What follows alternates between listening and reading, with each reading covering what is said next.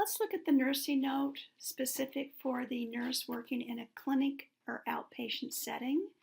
From Snow White's chart room, we're going to click into the nursing note button, which is right here. It'll take us directly into our nursing note. If you're working in a clinical or a clinic setting where you have a specific set of information that you need to capture for your patient, you can actually set up a custom button. So for example, I have an example of a template that's used by a customer of mine. I'm going to click here.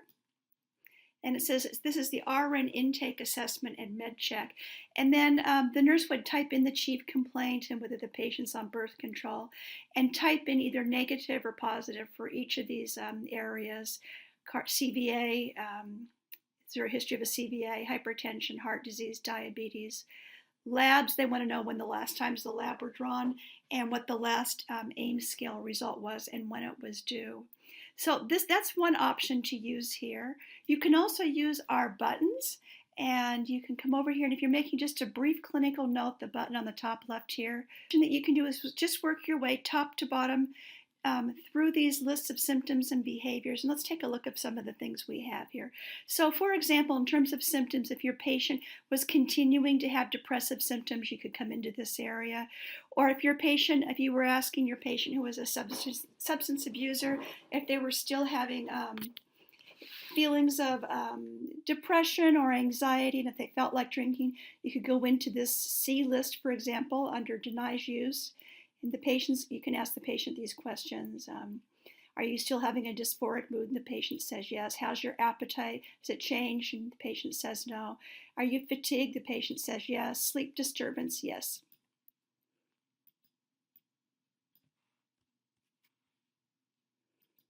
Then you can come down here specifically and talk about issues regarding substance abuse. Did you crave? And the patient says, yes, I did crave. And was the patient tempted? And the patient says, yes, I was tempted to use. You can just click that button. Snow acknowledges that she was tempted and to use. And then I'm going to say that she did not use. Or I could have said yes, that she did use, and put down how many hours or days ago and the amount that she had used. Okay, let's go back. Likewise, if your patient was having anxiety today, it would be really easy to come in here and say, she doesn't deny anxiety, she in fact has anxiety, and we're going to go into the C list and just look under general anxiety symptoms and say her anxiety continues, and maybe she's only got one or two. Let's say that she has difficulty concentrating. Let's come up here first of all and talk about frequency, and she says it's happening multiple times a day. And then I'll come back down here and talk about symptoms she's having, and she's having difficulty concentrating, that's present. And maybe she also has an exaggerated startle response, and that symptom is also present. Okay, we can go right back out of here. We could also talk about the fact that her depression has resolved or she still has depressive symptoms. We have a behavior button here if the patient's behavior is normal and you want to document that, you just click the normal button. If you want to document specific behaviors, you can come in here and do that. Maybe the patient tells you she is taking her medication regularly and her impulses are well controlled right now, but once again, her sleep is poor. We have an area here for somatic symptoms. If the patient says they have a somatic symptom, you can go in here to the C list. And maybe she says that she has a dry mouth. Just move this down. Somatic symptoms, patient reports a dry mouth. Maybe she also has some nausea. Okay, let's go back. You can update adverse drug reactions. If the patient doesn't have any, you could click none. Or if you needed to enter a new adverse drug reaction, let's take a look at how we would do that. We would go into this button field area, and she already has an adverse drug reaction to sulfa drugs, but maybe she had a problem with the flu vaccine last week. So we can come down here and put down a new active problem. I don't think the flu vaccine is on our list, so I'm going to just type it in.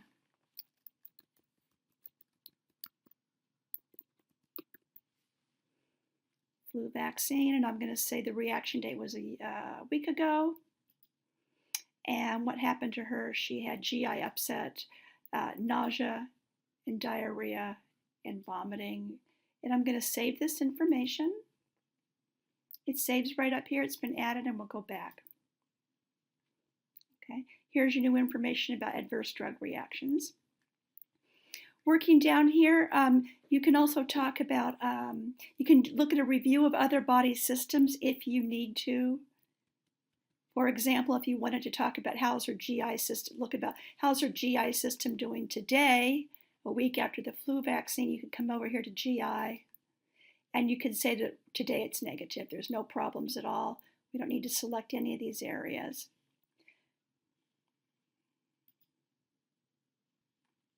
Okay. We have nursing assessments.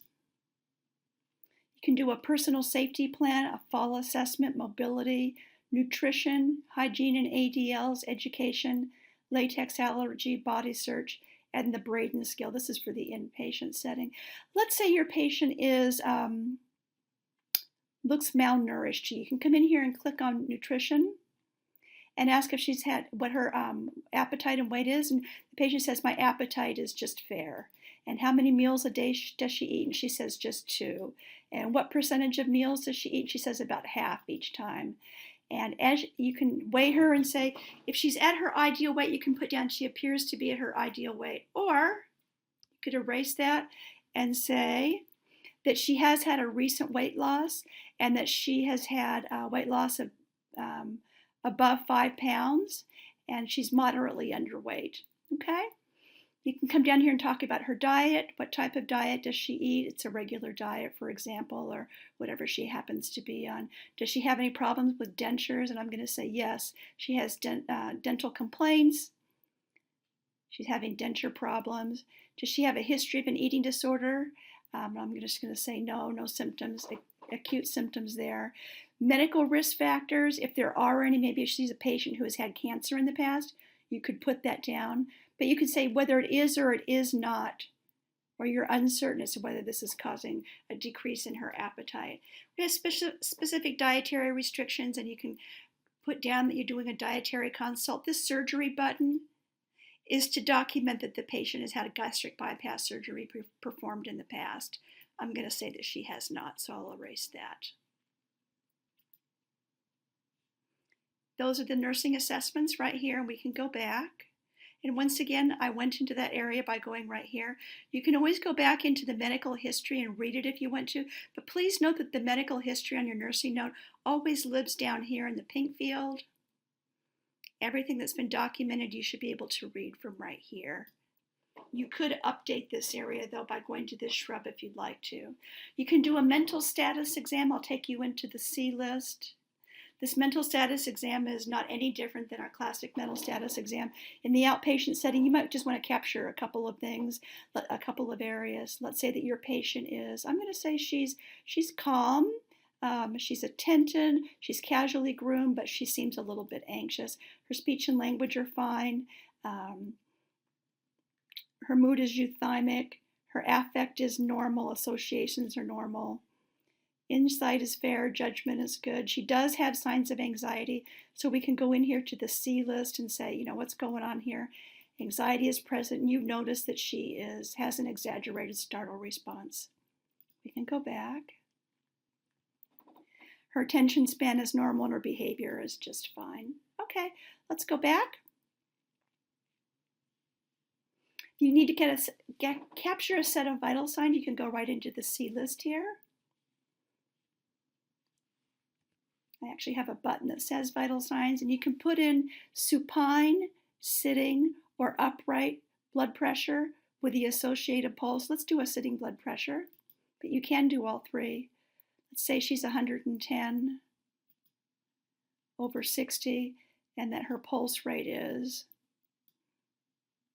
80, and her pulse is regular. Capture her respiratory rate, 16. Her temperature is fine, 98.4. We have a height and a weight and a BMI already in here, but we had talked about her having lost a lot of weight. So let's just update this to say 110 pounds. That's probably going to put her, at 5'8". Let's not do that. Let's take her down to 125 pounds. I don't want to make her too malnourished. You just click on the white box here for BMI and it will update your BMI, and it's at 19 now, which is low normal.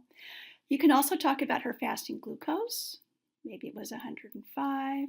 And if she had an LDL done, you could put down that it was at 50, for example. If she has any sort of peripheral edema, you can capture that. Anything that you capture in your nursing note in this field will show not only in your note when we click done,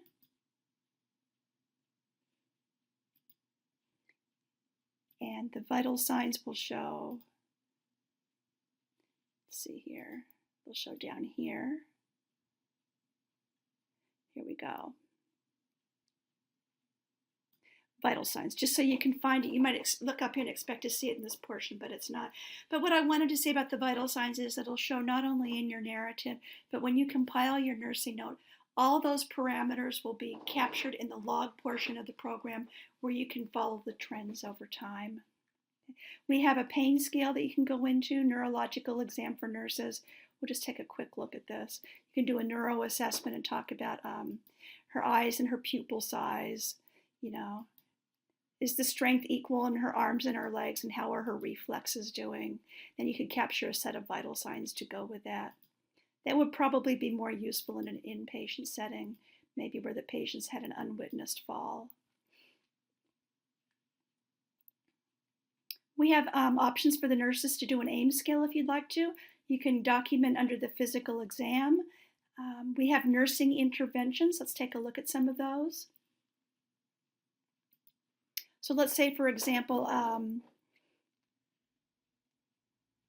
you talk to the patient about getting their sleep habits straightened out, and her response was good, as evidenced by her attention and her coordination, or her cooperation.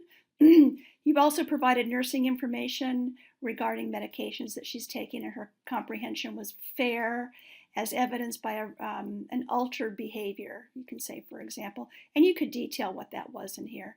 Injectable psychotropic medications is something that you should contact ICANotes for. You can contact me for if you want to learn under what circumstances it's appropriate to use this particular button. Let's go over here under instructions, recommendations, and plans. And I can say we're treating her in a clinic or an outpatient setting. Perhaps you're doing some supportive therapy as the nurse. And you talk to her about sleep hygiene also, so you can push that in there as well. You can come back. We're not doing any discharge planning yet. And I'm going to go ahead and compile this note as a nurse.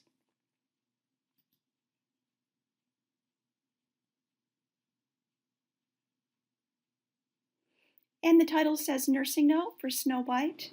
If I wanted to put down my title underneath this note, I could do that by going to the Change Note Title button. And I could put down that it was done by Liz RN instead of the therapist that shows here. Nursing Note by Liz Lobeo. Click Continue. Now our title's been updated. And you can see what your nursing note would look like. All I have to do now is electronically sign it.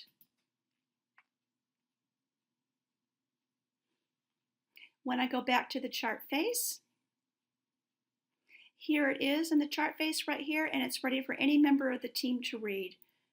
They can just go right in here to the compiled note.